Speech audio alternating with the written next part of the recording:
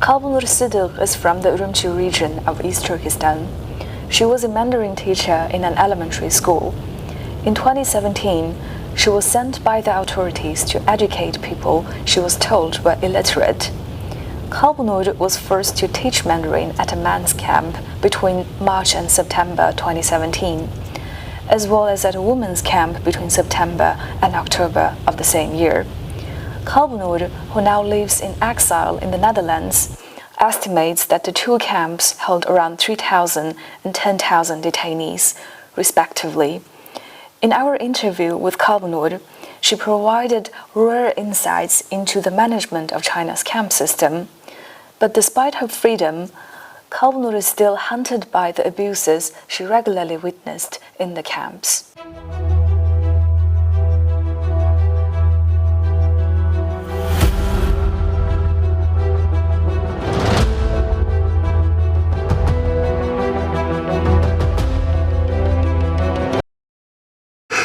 Казахи, братья, это что за неблагодарность? Ребят, вы правда решили, что Россия куда-то испарится? Эмигрирует на Марс? Или вы думаете, вы эмигрируете? На Украину гляньте внимательно. Подумайте серьезно. Я в это верю, потому что все. Игры в дружбу кончились. Сейчас это вопрос выживания. Идет война. Война двух огромных больших идей, двух больших стран, и второй страной является не Украина, а Америка и НАТО. А вот всем остальным, особенно братским странам, республикам, нужно определяться и занимать сторону. А нам внимательно посмотреть, кто с нами, а кто нет. И не определившихся, как мне кажется, подающих такие вот однозначно недружественные, это раз, или неоднозначные сигналы. Ну что ж делать? Относить к нашим врагам. I need to start with an apology for bringing this person to this beautiful audience, and I need to apologize for my counterparts who are watching it live, who had to rewatch it again. But it was my point to start with and to, show you what I will be talking about in the next few minutes. It was Tigran Keasayan, famous in his previous life movie director, who became a Russia propaganda weapon, as well as his wife. Many of you know her. She is Margarita Simonyan. She is head of Russia Today, one of the leading Russian propaganda channels. And you can imagine that it's not only this couple who from time to time sending some threats to my country. My name is Vyacheslav Abramov and I am from Kazakhstan, the country in the middle of Eurasia between two very powerful neighbors, China and Russia. Kazakhstan and Russia share the longest border in the world and the joint past, that was not chosen by my country. For hundreds of years, Kazakhstan was part of Russian Empire and then the Soviet Union. For many years, my country was a place for experiments. Soviets tested nuclear weapons at the east of Kazakhstan near the city of Semipalatinsk, and it affected around 1.5 million people in 40 years. Soviets experimented with agrarian sector that resulted in draining of Aral Sea. Back in the days, fourth in the world, and it affected all Central Asian states, not only Kazakhstan. During the Soviet time, a lot of ethnic Russians, Belarusians, Ukrainians, Germans were deported or replaced in Kazakhstan. And it resulted in changing its ethnic map. In 1991, when Kazakhstan became an independent country, ethnic Kazakhs were only 40% of the population of the country. Now, 30 years later, it is 70%. But we still have a lot of Slavic people, ethnic Russians and others living around the country, especially at the north and east. And these Slavic people, and not only them, are targets for Russian propaganda in Kazakhstan. For years, television was and still is the main source of information and news for people in my country. And Russian TV is the most popular source. Just 2 months before Russia invaded Ukraine, Kazakhstan experienced the most powerful protests in its history, and the most tragic ones, unfortunately. At least 238 people were killed on the streets and in the police facilities. President of Kazakhstan, Kassym-Jomart Tokayev, asked Russia and other partners from the Collective Security Treaty Organization to help and send troops to my country. And they did. Fortunately, they came just for 1 week. Even before January events that we call Bloody January now, and before the war in Ukraine, Kazakhstan was target for Russian propaganda. But the January events, and especially the war, flamed propagandists as never before. What they are saying, it's the same messages that you can hear toward Ukraine, that Kazakhstan never exists, that ethnic Russians are under threat of some nationalists in Kazakhstan, that the Russian language is under pressure in my country, that Kazakhstan should be thankful for Russia for everything it has, and be thankful for help during the January events, Bloody January. What do they want from Kazakhstan? They believe that Kazakhstan should support Russia in every possible step, including the war in Ukraine. And Kazakhstan doesn't. Russian propaganda is extremely destructive. Russians have money, tools. They are really good at propaganda. They manipulate, they are playing with facts, they are sending messages of so-called support to ethnic Russians in Kazakhstan. And many of them still trust Russian TV, because TV can't lie, as many post-Soviet people think. What can independent media from Kazakhstan do in a situation when the Russian propaganda machine is at a full speed toward your country, against your country? We are trying to find solutions. We are responding to some most destructive messages. We are addressing them with facts. We are fact-checking news and publishing stories that confront Russian so-called news and messages. From time to time, we, independent journalists, combine our efforts and work together. Small group of independent journalists who can check statements by Russian and say what it is, lie and manipulation. We're investigating Russian propaganda messages and telling our audience the truth. Here are some examples.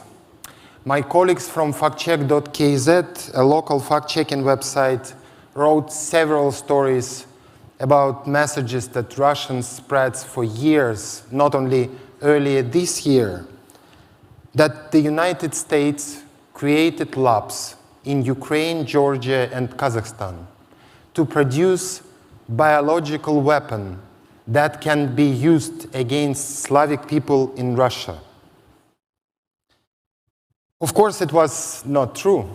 These labs worked for years transparently and didn't have any secret programs. Last August, Russian propagandists shared the story that one ethnic Russian was beaten by a group of ethnic Kazakhs. And it was a lie too. Conflict happened a few years ago, and it was not based on ethnicity. My colleagues from Masad.media, a local independent media in Kazakhstan, made a fast fact check and shared the truth about this story. My colleagues from Azatik, the Kazakh service of Radio Free Europe, do on a regular basis reviews of Russian propaganda, not only on Kazakhstan, but also on Ukraine, and trying to explain to their audience why the Kremlin is spreading lies. And my media, Vlast.kz, is trying not only to address concrete messages of Russian propaganda, but also to analyze how propaganda works and what steps Kazakhstan can do to fight it. Our joint work is informal, but we are ready to and must go to the next level. We are following examples of some good media around the world, including Rappler and others, who are working together to fact-check not only Russian, but also Chinese and others' messages. We need to organize ourselves more intentionally, to be more efficient and act faster, because we all saw what happened in Ukraine. After years of flaming hate, Russians made an action. And we cannot wait and give them a space to have more support in Kazakhstan. And going back to Tigran Keasayan, the person that I showed you at the beginning, Kazakh Ministry of Foreign Affairs declared him persona non grata. So he can't enter my country anymore. What is more important, after his speech, many people in Kazakhstan changed their mind about Russian media and the war in Ukraine. For the first time, they saw that their own country can be in danger too. So speaking ironically, sometimes Russian propagandists can do a good job. You understand it's only a joke. But the work against Russian propaganda must be serious all the time. And we need a lot of support from the world to fight against it and for our country. Thank you.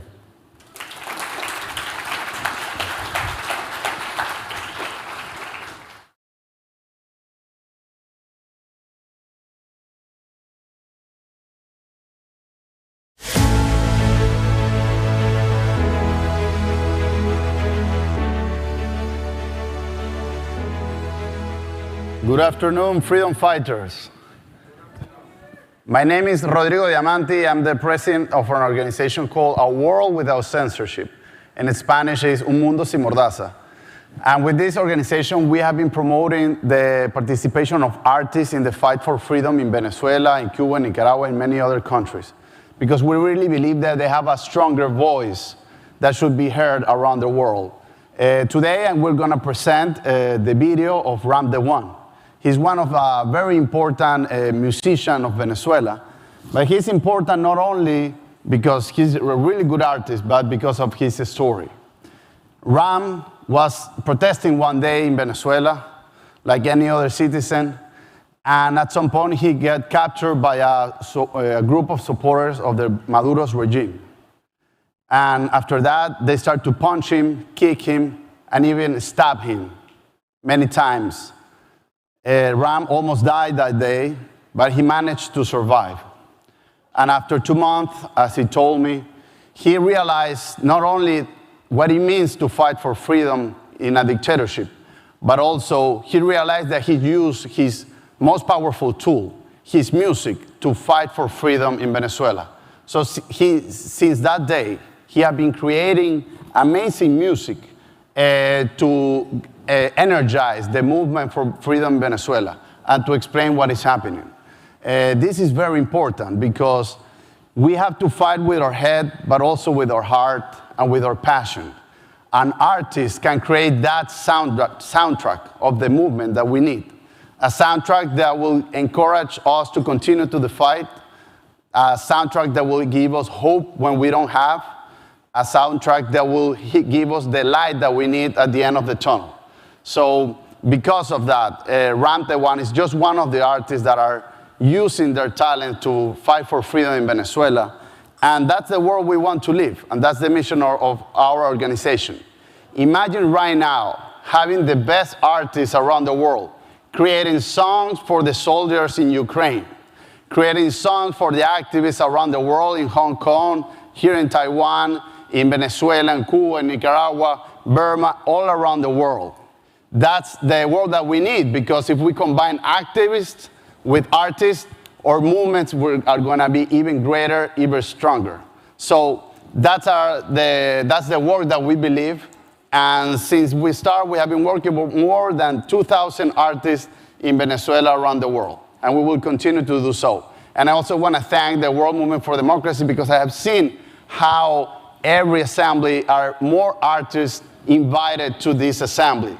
So not only activists, but also artists working together to bring democracy back around the world, or improve it in those places that are never seen democracy by their own eyes. So thank you very much. Please, Ram couldn't come here because of the corruption of the regime. It's very difficult to have passports, but his music is here, and you are here, and he just wanted to thank you, all of you, for what you're doing for democracy around the world, because as he told me, you're also an inspiration for him and for his music.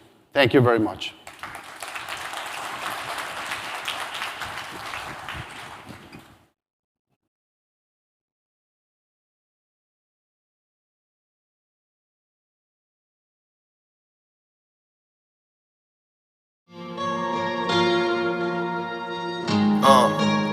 Acro produce. Esto es M. Davis Studios. A las 3:34 un día.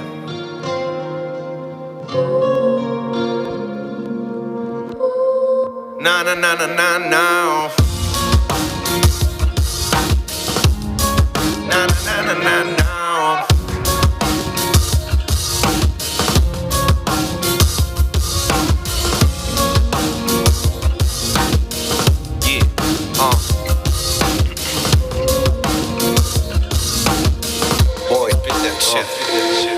Fue a las 3:34 de esa madrugada normal en la que yo tomé mi folio al escuchar el cañón percutar. Para mí no fue gran sorpresa al asomarme a la ventana ver a una madre llorando tirada a su hijo en el piso que sangre derrama. Sucede en cada semana, sucede en cada día. Me asome o no me asome al frente de cada avenida. Se sigue dando el caso de la mañana al ocaso, cambiando evolution por involution y dando pasos al fracaso en una sociedad a la que yo tilde basura. Estafa, uniforme, paco y violación suenan escura, sin cura.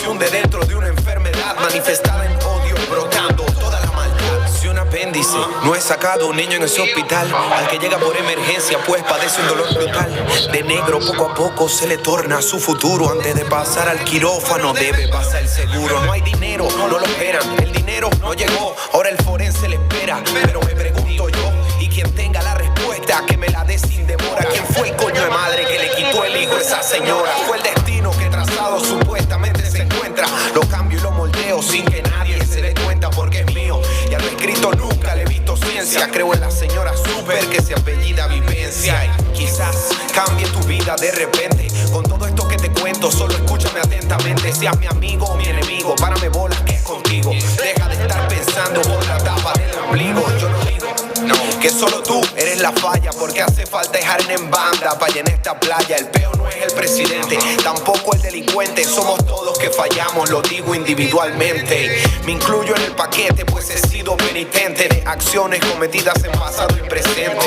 Quisiera borrar mi mente, comenzar el cassette en blanco, pero al ver que ya no puedo, pues prosigo y no me tranco. En este mundo con millones de habitantes, en el cual cada quien vive en su mundo. Mil mundos de un mundo en un terreno mundano que solo nace y solo muere porque es un mundo con millones de habitantes, en el cual cada quien vive en su mundo. Mil mundos de un mundo en un terreno mundano que solo nace y solo muere porque tú te llamas mundo.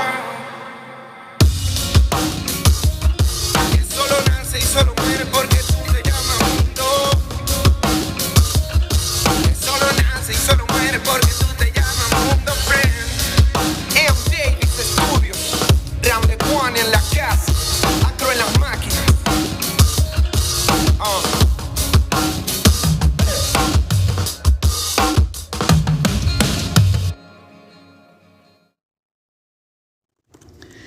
Hello everyone, how are you? Here Rafael Montenegro, aka Random One.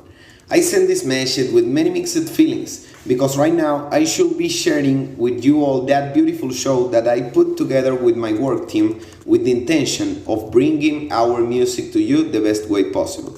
However, although everything was done that was within reach of the all people who were working on it, we could not make it happen. I hope you enjoy the conference very much, that each and every one of the people who attend can return to their homes happy, and knowing that all of us who are united for this great cause that is human rights, are contributing a grain of sand to make this a better world. Many thanks to the organization World Movement for Democracy, to the organization Sin Mordaza, to Riota, Rodrigo, Oderai, Irian Ellis, to all of you who did everything possible to make this happen. Wait or next year to be able to accompany you. I send you a big hug and continue living your lives in favor of making a better planet for all. Sigan viviendo sin mordaza. Ram the One en la casa. Bless. Yeah. Sí. Esto es rap inclusivo, rap para todo el mundo. Tú dices que es diferente. Everyone, explícame tú que es diferente. What is that, man? Este ritmo será el himno de mi gente, de los juzgados tachados de diferentes, por cómo hablan, cómo visten, lo que sienten. Levanten su voz y grítenselo al presente. No soy diferente. Se acabó el tiempo de decirlo entre los dientes. Haz lo que amas, grita lo que piensas siempre. No sientas miedo de lo que diga la gente y diles no soy diferente, no soy diferente. Se acabó el tiempo de decirlo entre los dientes. Haz lo que amas, grita lo que piensas siempre. No sientas miedo de lo que diga la gente y diles no soy diferente. Yo seré la voz del ateo y del creyente, de ese que solo habla con las voces de su mente, que rechaza al que rechaza otro frecuentemente por tener piel de color o porque de color se siente diferentes. Si es de lenguajes o de lingo se te entiende, no de creencias, sentimientos o que aumentes las ganancias de tu cartera porque soy llena por fuera, pero dime tu alma sí anteriormente a los de mi estilo y de mi gente, esos que pintan, bailan, patinan bajo algún puente, no evadían la requisa del mismo señor agente que hoy en día los escolta pa' que rayen legalmente. ¿Me comprendes? Yo solo quiero que aproveches el presente, tiempos de cambio, pandemia, en fin siglo XX, donde si hay cambios que sean de mente, contribuye y muestra al mundo tu mejor tú diariamente, que por suerte lo único irreversible en la vida es la muerte. Así que borra el prejuicio que te pervierte, ese que no te deja quererte. Tú vive y deja vivir llevando bien alta esa frente. De piel oscura, pero tiene un alma igual. Baja estatura, pero tiene sangre igual. Prefiere hombres, vive para respirar. Quizás mujeres, entonces porque hay que cambiar. Raya su cuerpo, pero tiene un alma igual. Viene del barrio, pero tiene sangre igual. Ama la música, vive para respirar. Respira arte, entonces porque hay que cambiar. Este mensaje de fuerza es dedicado para ti especialmente, que has sido tildado de diferente por alguna cuerda de dementes que no comprenden que si hay conexión entre cuerpo, alma y mente, eso es más que suficiente. Este ritmo será el himno de mi gente, de los juzgados tachados de diferentes, por cómo hablan, cómo visten, lo que sienten. Levanten su voz y grítenselo al presente. No soy diferente. Se acabó el tiempo de decirlo entre los dientes. Haz lo que amas, grita lo que piensas siempre. No sientas miedo de lo que diga la gente y diles no soy diferente, no soy diferente. Se acabó el tiempo de decirlo entre los dientes. Haz lo que amas, grita lo que piensas siempre. No sientas miedo de lo que diga la gente y diles no soy diferente. Yo seré la voz. Yo seré la voz. No soy diferente. Yo seré la voz. No soy diferente. Yo seré la voz. No soy diferente. Yo seré la voz. No soy diferente. Acro produce. Rise 1200. Yo seré la voz. No soy diferente.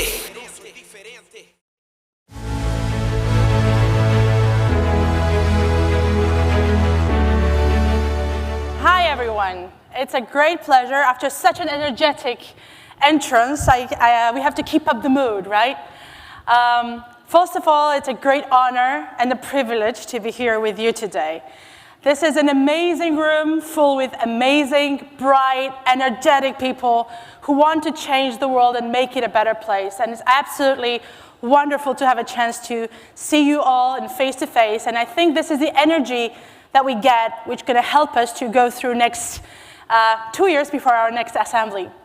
Well, I'm delighted to be here today presenting a very interesting session.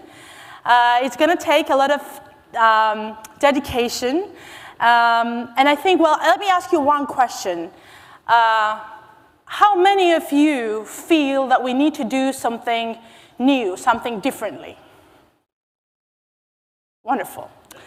How many of you feel that there is an opportunity so we can become better in visualization, in really getting our messages across? Well, I guess this is also this activist forum that we are trying to spend the maximum time introducing you three amazing people, three amazing groups. One from Taiwan, Garden of Hopes. They are very hopeful. They are great. They have made a lot of amazing programs throughout their existence. They're same age as I am. And they over 20,000 cases they get per year to help the victims of the violence. Then we're going to talk and go more into, and they're going to present one of the forms of art. So in my session, we're trying to share with you the artistic experiences from different parts of the world that have worked. And maybe after this session, you will be more motivated to try different things that hopefully will work in your daily lives to make your lives better, for making others' lives better. So after, we're going to have a theoretical discussion, and we'll see the amazing play, a very short one, but I think very impressive. We will have two other amazing speakers from Turkey and from Afghanistan. We're going to share with you the importance of arts. We all know, and we have all heard a million times, that one picture can be more powerful than 1,000 words. And we live in the era where actually words are becoming very tiring sometimes, and people really want to see things. People want to be part of the things. So hopefully this session will empower all of us, and maybe 2 years later when we meet to our next assembly, we will have more to share to each other. And I think this is, honestly, each of you have an amazing experience that we can learn from each other. So let's start by giving the floor that I'm taking time off, and I'm here only to keep the time because everybody here knows perfectly what they're supposed to do. And I hope it's going to be very interesting for you. I hope it's going to be very motivational, because for me, every time I come and meet all of you, I become charged with energy. I become charged with ideas. And I think that's what we need, because, well, as we know, it's insanity doing the same thing over and over again, expecting different results. And here we are trying different approaches for seeing the different results we all hope to see.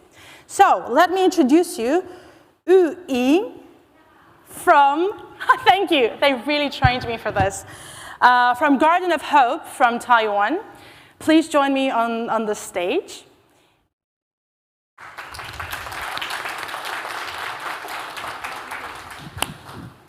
And let's hear from you about your amazing group and your amazing experiences. 大家午安. Hello, everybody. I am Yu Ying from the Garden of Hope Foundation. I am delighted how we have taken art and used it as a means of advocacy. Can you see my PowerPoint? Is it possible to bring up my PowerPoint?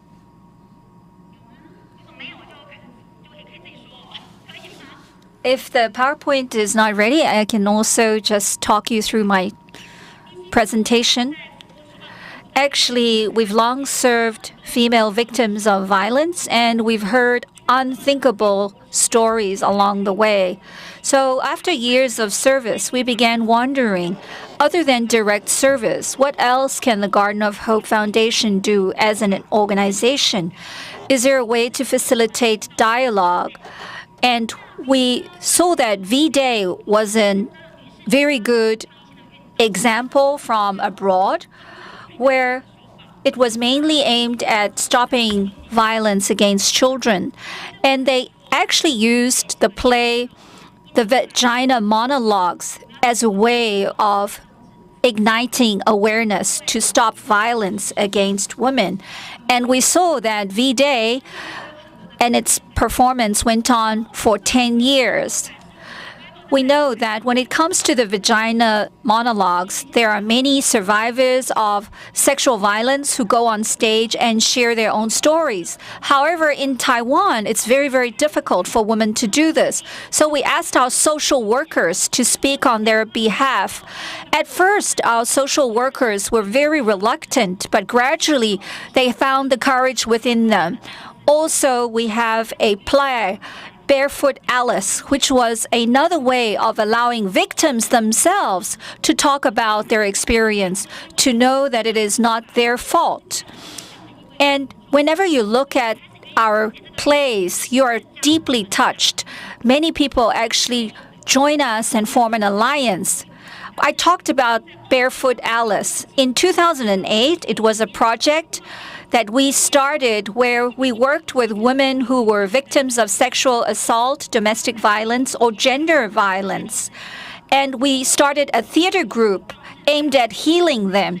And the group adopted the name Barefoot Alice in 2009. Victims have their stories performed in playback theater as a means of self-therapy. And in 2012, Barefoot Alice started performing their own version of the vagina monologues. I mentioned that the vagina monologues has been performed for 10 years in Taiwan. So it took us 4 years to come up with our own version of the vagina monologues. We call the Taiwan vagina monologue Shi Di. The meaning behind the word Shi Di is that these are personal stories of women from Taiwan who have been neglected, oppressed, and injured. And today we're going to show you a segment of the Deng Ruwen incident, which is part of the Taiwan vagina monologues.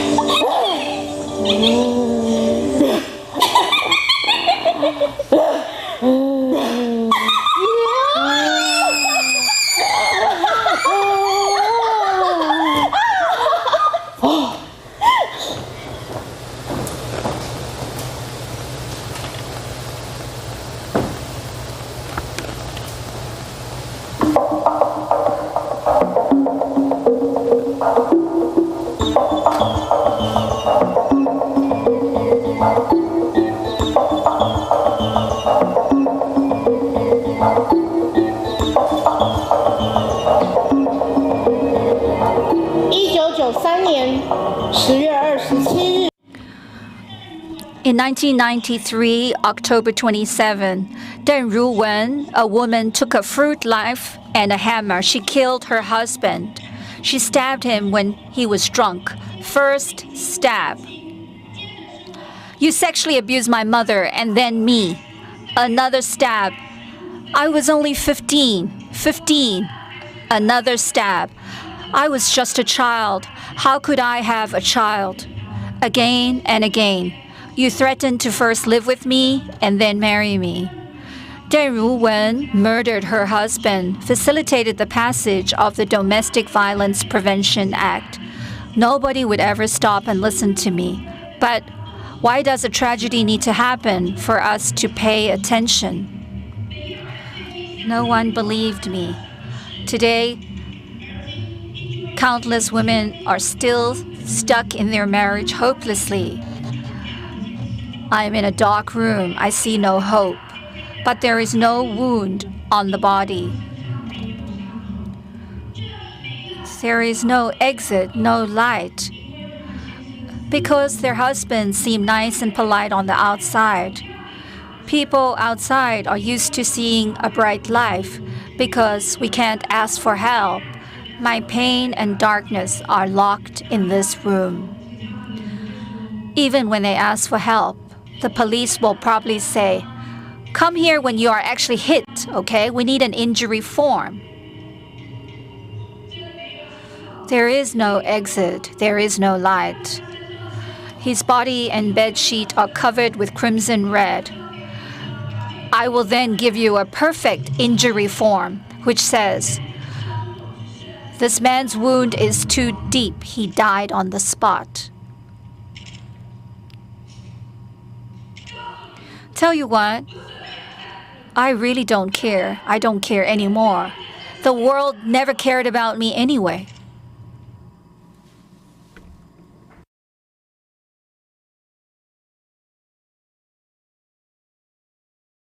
方式做倡议是这样。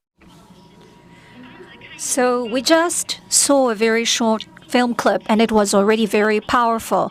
And today we are so happy that actually 3 of the women from Barefoot Alice are here to give us a live performance. Let's welcome Barefoot Alice and their performance.1993日，邓如雯拿着一把水果刀。 October 27, 1993, Deng Ruwen took a fruit knife and hammer. She killed her husband. You sexually abused my mother and then me. Another stab. I was only 15. 15. Another stab. I was just a child. How can I be pregnant with another child? Again and again. You threatened to first live with me and then you wanted to marry me. Deng Ruwen murdered her husband. It facilitated the passage of the Domestic Violence Prevention Act. Nobody would ever stop and listen to me. But why does the tragedy need to happen for us to pay attention? No one was willing to believe me. Today, there are still countless women stuck in their marriage. They can't see any hope. I'm in a very small, dark room because these women don't have wounds on their body. I have no exit, no light, because their husbands seem nice and polite on the outside. People on the outside always like to look on the bright side of life because these women can't ask for help. My pain and darkness are locked inside this room. I know even if I ask for help, the police will probably only say, "Come when you're hit, okay? Because we need an injury form." There is no way out. There is no light. His body and bed sheets are covered with crimson red. Here you have it, a perfect injury form. And it says, "The man's wound is too deep. He died on the spot."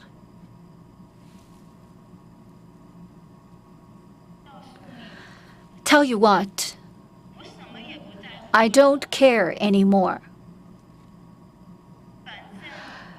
The world never cared about me anyway.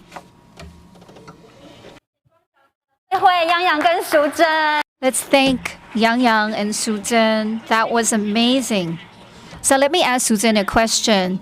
We know that you are a victim of domestic abuse and you went to the Garden of Hope Foundation and now you're actually an advocate. Would you like to talk a little bit about your personal journey? I used to be someone with absolutely no confidence. If I had to hold a microphone, I would be shaking. However, through theater and drama, I was able to find a way out of my misery. I'm now able to help people in the same predicament. And I really hope that I can heal them and that they can find their own confidence to change. During this process, I actually encountered so many frustrations and I was so insecure. But because I wanted to help fellow women, I wanted them to be like me, be courageous and say no to violence.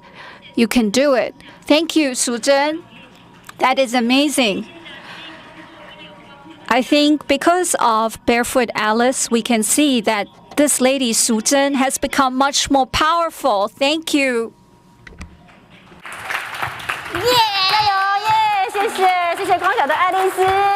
Let's thank Barefoot Alice again. Thank you for your wonderful team. Thank you, Yu Ying. Yeah, Yu Ying. It's wonderful to be here and hosted by you. I have a question, which I think that most of the audience would have. First, what has been the reactions from the public when you have been presenting the sessions? And I'll here include my second part of the question as well. Have you seen the changes? What has been the outcomes that you believe has been direct outcomes of your activities? I think Garden of Hope has been using drama and theater to really raise awareness, and I think it's actually quite magical because through the soliloquies, through the drama, we actually can touch people's heart. Usually the performances are about 90 to 120 minutes, but after the show, you will see people who've never been here, who've never watched the show, to share their experiences with us because they think that this is a safe space, and sometimes they would post their reflections on our walls, and we're really encouraged, and we think that this is really meaningful. And there are also people who would also post their reflections on Facebook, and sometimes their friends and relatives, after reading it, will actually be attracted to our performances. So I think actually our influence goes through many places, reaches a lot of circles and corners. So I think theater performance is actually quite innovative because usually we've been hearing about different kinds of promotional materials.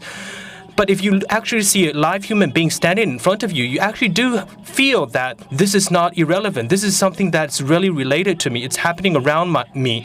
So there are more people willing to reflect on their lives, and I think you do feel the warmth. We have audience members who've been to the performance more than 3 times and asked him why. He said that because he wanted to come back and watch it again so that he can digest the content of the drama, the play, and he actually invited his friends to watch the 3rd time. So I think this has really affected many people's lives. So I think Garden of Hope will continue to do this. Thank you. Thank you so much for being here with us, sharing this experience with us. I have one short question before we run out of our time. It just came to me when I was watching. And imagine you would be starting this type of theatrical performances now. I know that you have been doing this for over 10 years. What would you recommend to people in the audience? Imagine you are starting the similar actions now. What would be, one key point that we all have to take in mind if we want to implement and use your experience? Okay, I think there are different forms of performances, but it does take some time. We usually take about an hour, and we will give a 2-week performance. It really needs a lot of resources. Next year, we will celebrate our 35th anniversary, and we will actually hold another live performance. Of course, we would like to invite everybody, but then we would actually turn this into a play, a playwright, a script, and I hope that we can make this public so that people can adapt the play, and it can be adapted into to be performed in a small place, in a cafe, or on a large stage. I think the script is important. It has warmth, and it can actually be adapted into different circumstances. It can be a large performance. You can find professional directors or stage directors or professional lighting, but you can also have amateur players, amateur participants. So I think there are different forms, and I think what's important is actually that you can try. A quarter before 4, we will actually have another performance in one of the nearby rooms. Joining us today and sharing your experience. As it was mentioned, after this gathering, there will be an opportunities for those who are not exploring different types of art, like an excursion. You can join the Democracy Forum. There are going to be several sessions, and please, those who don't have a plans, make them as your plans. Well, as it was mentioned, we saw the theater being maybe one of the oldest and ancient ways of performing and bringing messages to the people. Even it was in a different language, we could all see the main messages that were coming from the performance. Well, now I guess it's a time for the messaging, right? We all have so much to say. I'm one of those people who always have a hard time to make things short. When I'm given an assignment of many words, it's much easier. When then making things short, understandable, fast for people, because I see all of you have some type of gadget in your hands. Some of you are on Twitter, some of you are messaging your family, some of them are watching TikTok, let's be honest. But all of that content has been created, right? And most of the times, even when I'm myself scrolling, and I'm like, can I have something more interesting coming up, right? So cannot we be the creators of that content and getting that messages across? So I have an amazing partner here joining me from Turkey. Well, you're not from Georgia, so we're kind of very close anyway. And so, yes, please join me. So Dijumar Institute from Turkey. Medini Sungur is actually maybe the guy we all wanted to hear. It's because we all want to be better in our social media, right? We all want to be better in getting our messages across, as you all raised your hands, well, 95%. So therefore, this amazing organization and this amazing person has managed to get the team of very diverse group of people. And I was just checking around their achievements, and unfortunately in today's world, things go down to views and likes, and they have managed to reach over 1 million views on different topics, on anti-corruption, on violence, on all various areas that we all are working on. So, floor is yours. Please share your wisdom with us. So after we go out of here, we know how to be much better in what we do in social media life. Thank you so much, Keith. Thank you. I mean, I'm under pressure right now. Thank you. Well, to say the least, I'm the least amazing person in my team. I'm coming pretty much from a classical think tank background. I'm kind of the guy who's really happier with longer texts and stuff. And also, I like being the speaker in the after lunch sessions. In general, it's a challenge. The jokes are taken well. So, yeah. I will talk about our recently launched Quest Media project. Quest is Turkey's first explanatory journalism platform. We got the inspiration from the creative content studios, I will say, who are dedicated to social issues, who are established by people of my age who are involved with civil society movement, as well as organizations like Vox in the world. So a little bit of background. In 2015, I was one of the co-founders of pretty much like a DC type think tank in Ankara, Turkey, and our audience was very narrow, just elites and decision makers, and we wanted to impact them through 90 pages long PDFs and lengthy reports, and to unfortunately no avail. And we later figured out that even the Congress people or even their staffers don't have time to read that many pages anymore. So in 2017 and 18, Turkey was going through a brutal state of emergency period. And despite our, brilliantly prepared reports on how rule of law is important, how freedom of expression is important, and I was constantly, and a lot of our organization's members, our advisory board members were being taken down, harassed.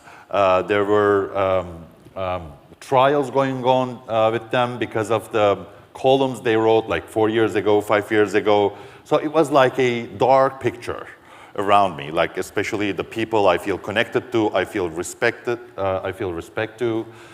Around that time, I started to think about like how can we better communicate issues, because I'm a libertarian and I'm a human rights activist, and I tend to like to talk about issues like government budgets, gender pay gaps, and these kind of remote stuff. The stuff when you talk about them, there are a lot of numbers, there are a lot of pages.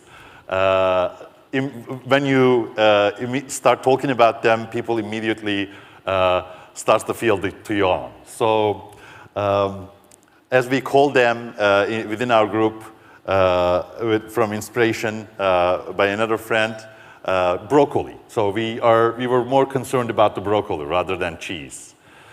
After that, we launched a documentary in cooperation with a creative content studio in 2018 with our think tank,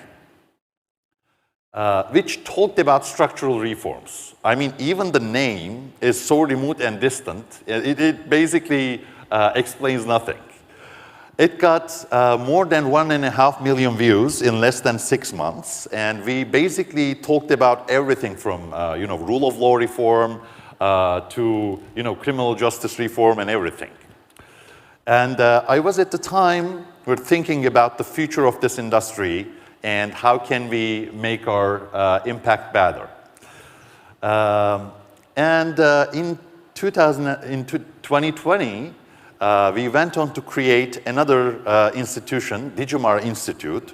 The institute is basically, to my lack of vocabulary, because I was only about like centers and institutes back then. But I knew at the time that the PDF, I started to understand the PDF is a form of content.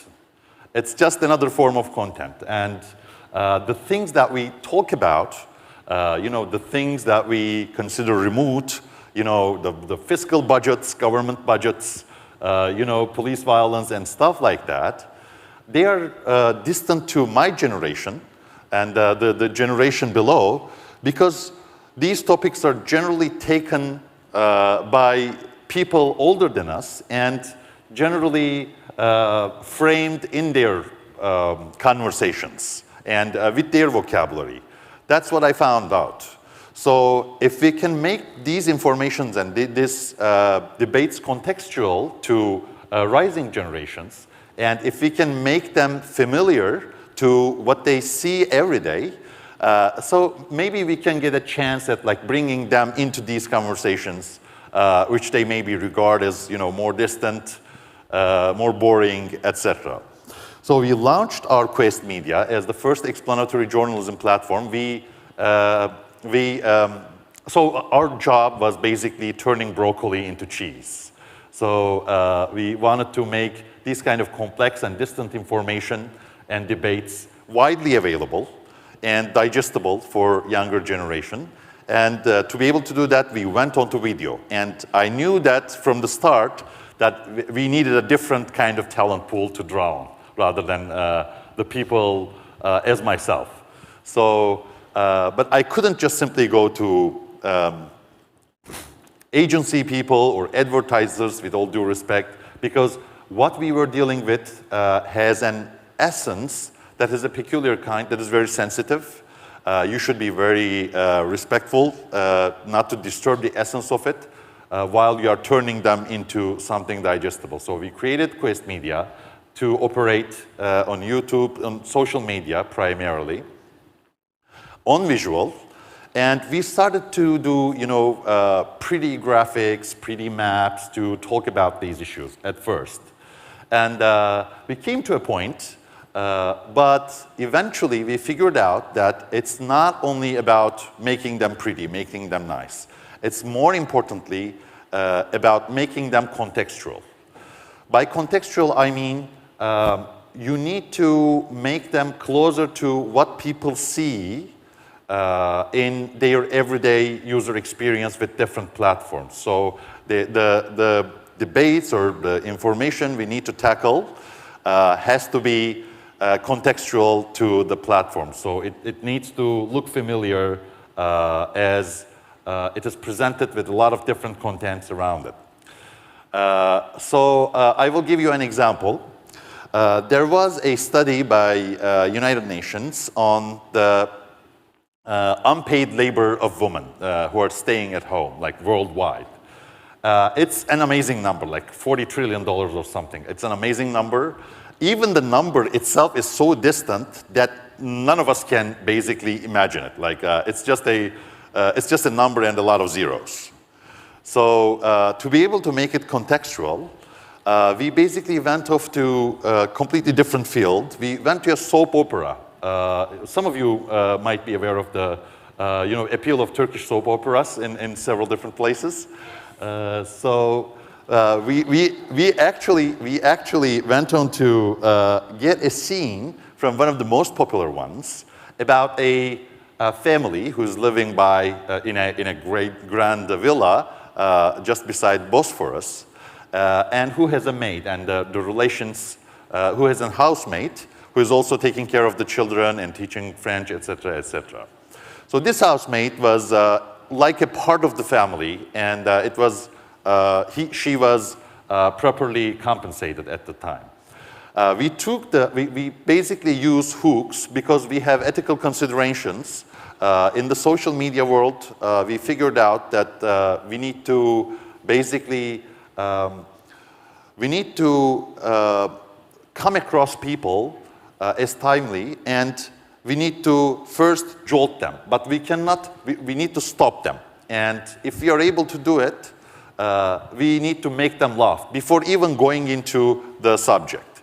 So we first learned to hold our tongue, because in a lot of the events and in a lot of the environments that I've been in, I was used to, start immediately talking about, police cracking down on, human rights activists, and, bad stuff and bad stuff and bad stuff and bad stuff.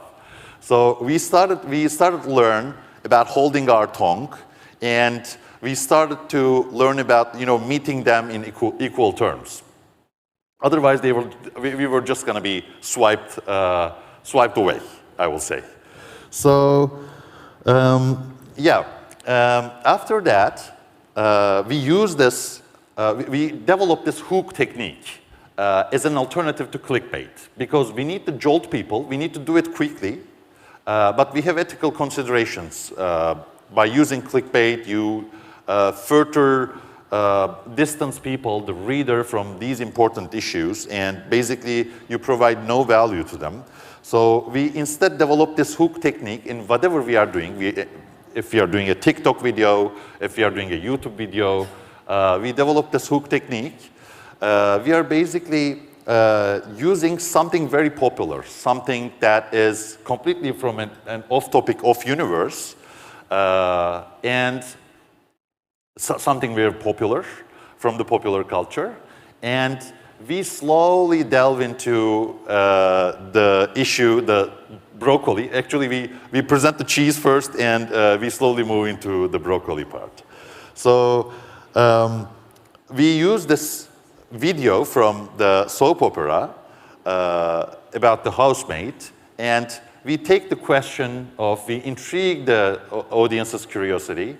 We ask the question of how this housemaid, when she left home, was able to get a nice two-story villa just around Bosphorus as well. Because she was fairly compensated, and she was doing nothing more, almost nothing more than an ordinary stay-home housewoman. she was delivering no more services than her. And this kind of hook is meeting the audience in their terms and slowly delving, slowly building the conversation has triple benefits actually. First, we are able to draw them into this kind of more, their eyeballs into this kind of more, attention requiring kind of topics. Secondly, it leads to great conversation. So starting from the comments about how we open the videos, how we enter the topic, into like a lot of the different aspects, like, oh, this is the way I can show this to my father. This is the way I can explain it. I send it to WhatsApp groups. I'm now able to explain the issue to my older relatives, etc., etc. It leads to great conversation and commentary. And third, and most importantly, it creates a long-term communication with the audience. So we brought together visual artists, videographers, who have also civil society background in our team. And actually, one of our team members is responsible for, because this is me. I'm the guy who's coming up with mostly with the titles that you would see on an academic journal rather than on YouTube. So there is one person responsible for stopping me for titling our videos and other stuff like this. We make it contextual. We try to make it nice, and we try to respect the audience rather than just I know you're. And I'm becoming the person who is like interfering with his like this long scientific speech. But no, thank you so much. I think. Well, first of all, I was down there, and you said about left. And well, thank you, Georgie, for choosing the worst picture of me, like that was possible. Well, I guess there were opportunities, but that was really bad. The second, well, thank you very much. I think I know the soap opera you're actually talking about. So I guess you're even making impact outside your country, and I don't know if you know about it, but that's true, because actually there are a lot of people across the world who actually watch Turkish soap operas. Yeah. And I was actually in the back, we were like even guessing the names of the soap opera you were talking about. But I think for all of us here, the first thing I guess that came to my mind is, well, social media is so diverse, right? You said about importance of linking the right messages to the right platforms. Like, honestly, if we compare, it's very similar to what we do, right? Like, for example, when you choose your target group, you choose the place where you want to have a meeting with them, or do you want to have a coffee? Do you want to have a conference? You choose the methodology, then you choose the speakers, who would be the best speakers to get the message across.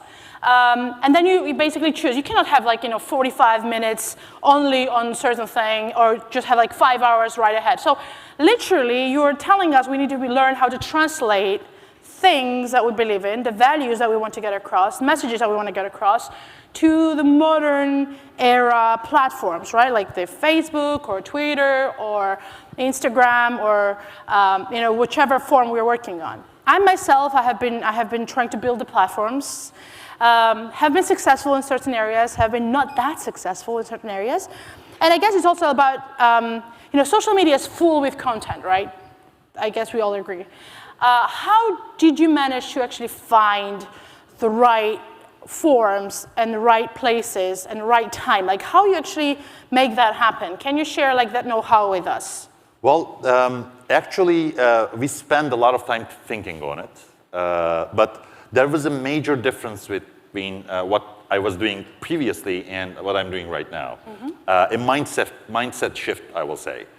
Because of the nature of the issues we are involved so deeply, I had that attitude of what I'm doing is very, very important. And you need to stop and listen to what I have to say. Because I'm talking about things that will concern you, that is concerning you, even though you don't know it. And you need to listen to me. That was the attitude beforehand.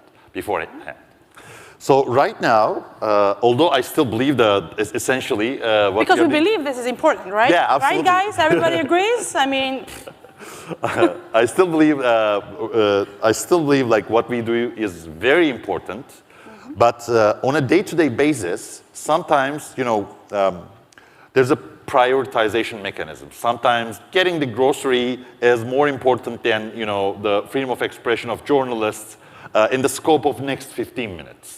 So we are basically not competing with our alternative facts and alternative facts providers only, but we are competing with cat videos, and nobody can beat cat videos in the internet. Yeah, when I heard that, I was like, I have no idea what people are talking about. And then I spent like few hours on making this podcast and having the guests and making everything like very cool. And then there's the cat video who has like 5 million views in like half an hour after they're published. And then there's my podcast, which has like 10 views after half an hour. So yes, we get that. We get the cat videos, right? I will just give you one example. Let's say we are on TikTok and we want to talk about this like completely off TikTok policy issue.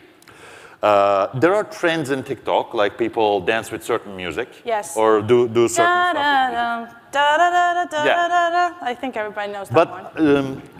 I will give you a surprising info. Even if you don't dance, even if you don't put your face on TikTok, there's still chance that you can win TikTok. But it needs to be in line with the trend. So we are basically what TikTok does is essentially what we are doing, our general approach. Basically, taking a general trend and people contextualize it to relations, to their issues, etc., etc. So recently, our lawyer, who is also very, very involved with the civil society work in Turkey, just put out, and he's very concerned about the hyperinflation right now, and we are not nearly talking about hyperinflation enough in Turkey right now. And he basically just put the music and trend and said it was a sad music and it was a snarky music, and he put the comment on it just like he was watching sadly his computer, and he put the music and he wrote that I'm listening to the explanation of inflation by the minister. And you hook the people like that because it resembles what they see in a lot of different TikToks, and you can hook them into description where you can go into deeper issues. Maybe, so there's a method I called drawing from the sales funnel. There's a perception funnel. So we first jolt people and we try to make them laugh. Then we go into the issue, and then we go into the conversation with them after. Gotcha. Thank you so much. Absolutely. Let's give an applause for learning how we can become more interesting on social media. I think it's extremely important what we've heard. And in the first part, we saw the play, we saw the messages that we learned that in different places, how we need to adopt, how we can make things more viral, going viral on the internet. But then sometimes we also need to have a visual, right? Like what we were just saying before, that there's sometimes one visual, one picture can mean 1,000 words. And therefore, I guess now is the time to introduce you the art lords that some of you might have been walking around and have seen certain art pieces. And if you have not done that, please make sure you do before you leave. And let's start with our third presenter. And let's go into the pictures, the art, the paintings, how this amazing group of artists from Afghanistan have been managing to be successful in getting their messages across. So let's roll.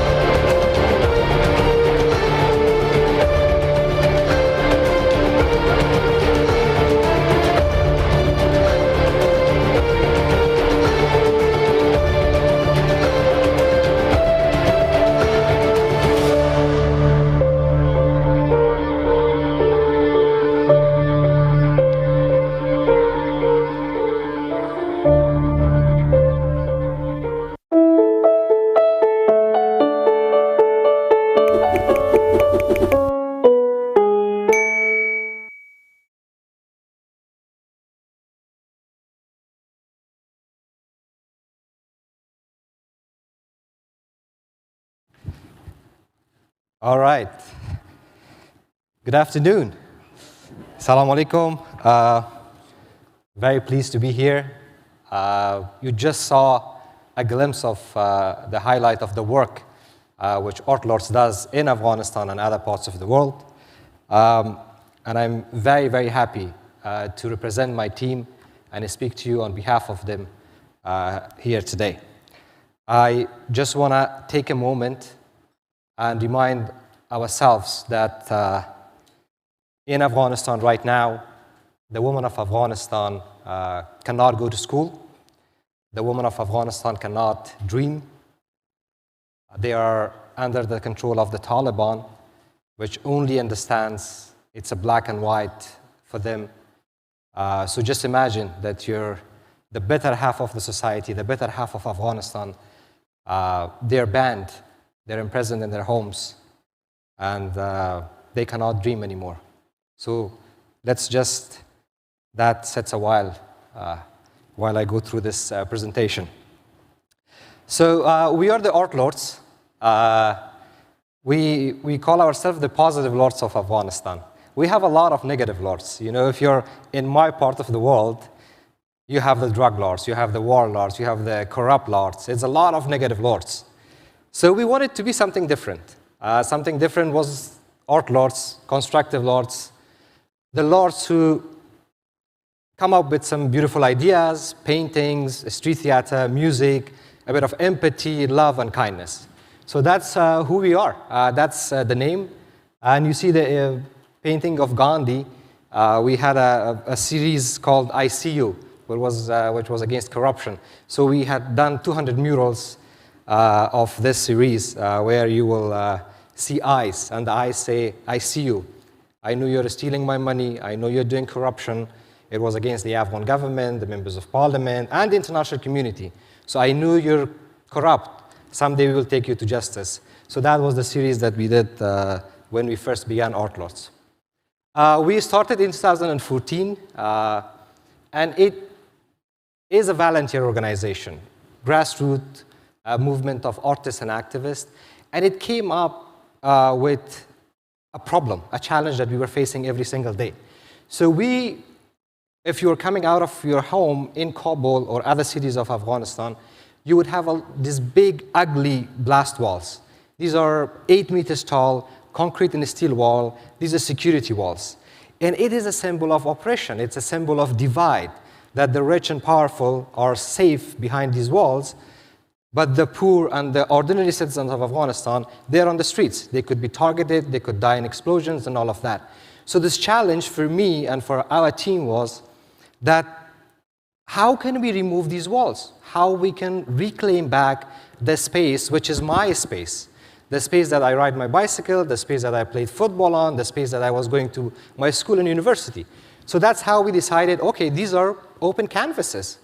Let's use them as canvases, and let's have messages about social transformation, about justice, about fighting corruption, about democracy, about rights. So that's how it all began. A bucket of paint and some brushes, and we were all on the streets. And it was sort of, for us in Afghanistan, a way to find solutions for our own problems. Afghans, young Afghans coming together and finding indigenous solutions, not something that projects were coming from outside and solutions from the international community that most of the time will not work. So it was something that we wanted to help our people, the young generation, that they can start their own initiatives. We did it with a bucket of paint and brushes. You can start from your villages, from your communities, from your districts, and you can do it as well. And it was also that we could reintroduce some of those lost values, democratic values that we had, which was forgotten because of the 40 years of war. So this was a way that we wanted to reintroduce those values in the community back. And the good thing was that it invited everybody to paint. So it doesn't matter who you are. If you're crossing by a place that we're painting, you just get a brush and start painting with us.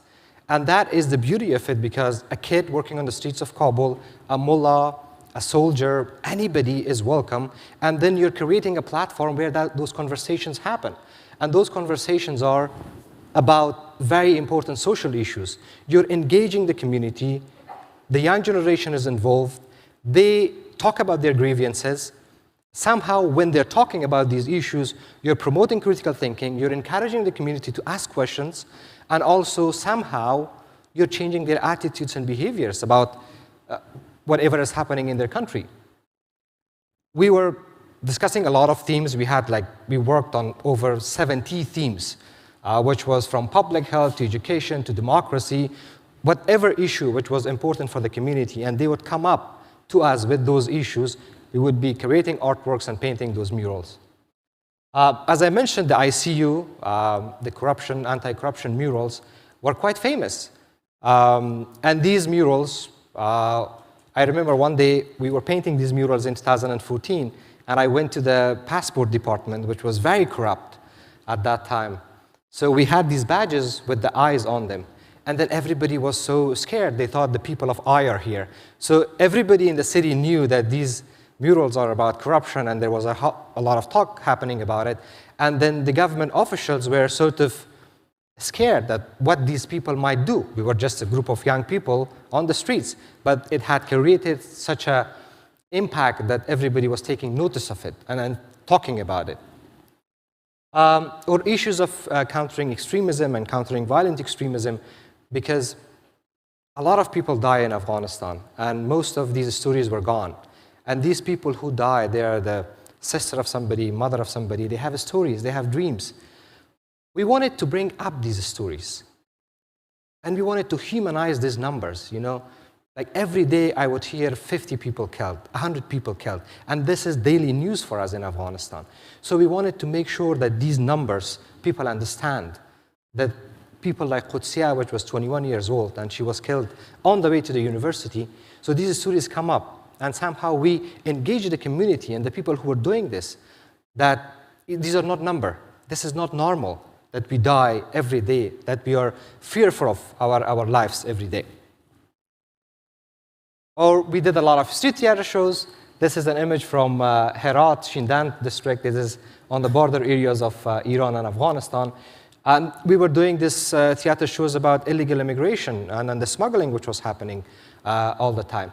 And probably this was the first time a street theater show was happening in a place very far away from the capital.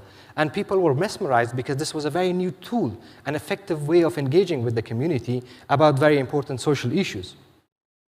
Art therapy has been a very important topic for us, and because of a lot of trauma and a lot of depression and anxiety that we all go through because of war and violence and corruption and poverty. So we did a lot of art therapy sessions, and this was probably the only way that people could deal with their anxiety and trauma and depression. So we would go to schools, universities, different places, and we would provide art therapy sessions, and in a way engage the whole sect of society to release their traumas and anxieties.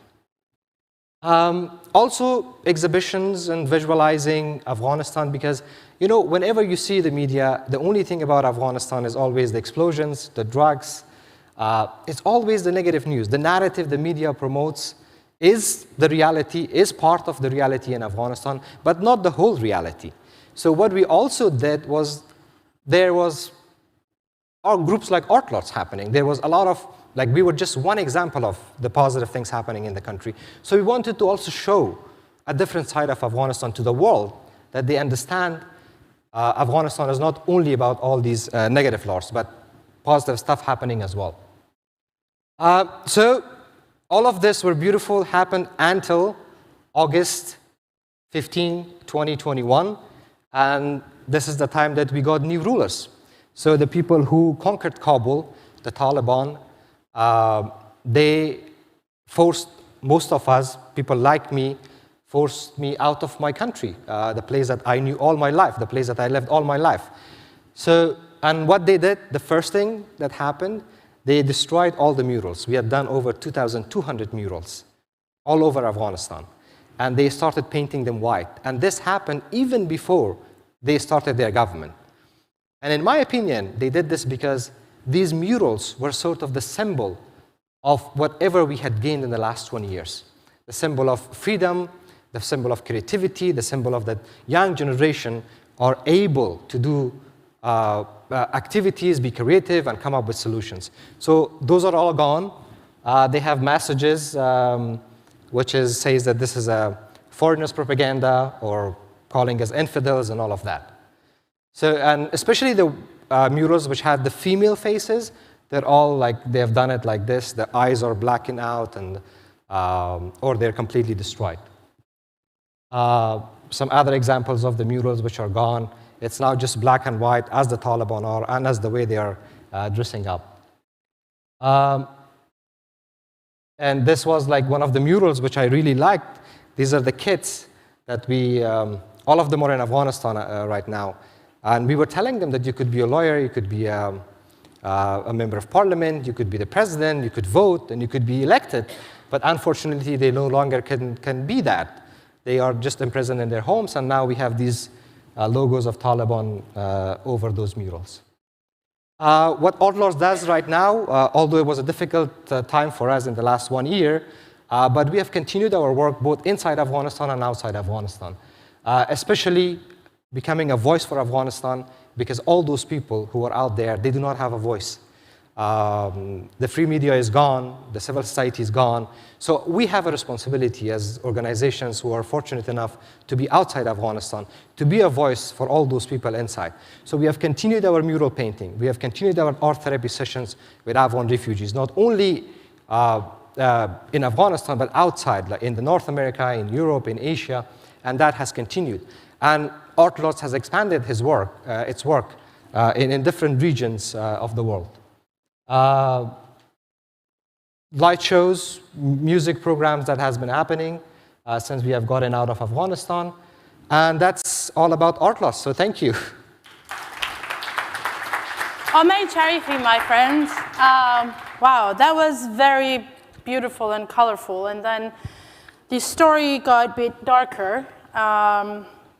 Unfortunately, things that are happening in Afghanistan, you're right, we hear less and less, and thank you for doing what you were doing. I mean, before we started the session, we had a very small chat, and you mentioned the challenges, right? What has been the main challenges? Let's talk about that after, even during the process, but also the after leaving Afghanistan, because I know a lot of art lords also had to leave the country. So can we talk a bit about that? Sure. We were fortunate that half of our team were able to get out, and I'm very grateful to National Endowment for Democracy that they helped us to get some of our stuff out. But more than half of our team are still inside Afghanistan. The challenges which we were in Afghanistan were, of course, when you're getting out of your house in the morning and you're not sure that you're going back alive is one thing. But what has been more difficult for me personally as an activist or artivist has been the mental health issues. Because we have gone through so much trauma. And then as a person who is speaking about these issues, as a person who is, like your face is known to the public in Afghanistan, and then they expect you to be their voice. They expect you to help them. And then all this request for help is coming to you, and you're filtering all of those. I think one of the biggest challenges for me has been the mental health, the toll that it takes on you as a person, that you go through all of this, and you're filtering all this negative energy that's coming to you.